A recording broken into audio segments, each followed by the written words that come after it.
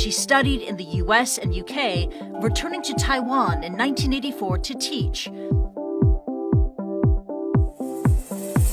Tsai spent years working on Taiwan's entry to the World Trade Organization. She became Taiwan's top negotiator with Beijing in 2000.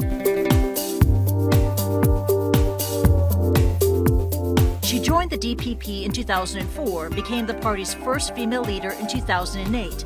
Tsai ran for mayor in 2010 and president in 2012, but failed in both bids. She vowed not to give up, telling her supporters, "Don't lose heart." Tsai and Think have appeared in Tsai's social media posts. One featured in her Lunar New Year message. Tsai also enjoys red wine and reading, according to a colleague quoted in British media.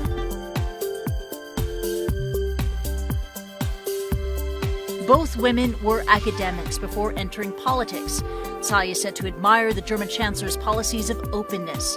And now the pragmatic former professor is poised to be the most powerful woman in the Chinese-speaking world.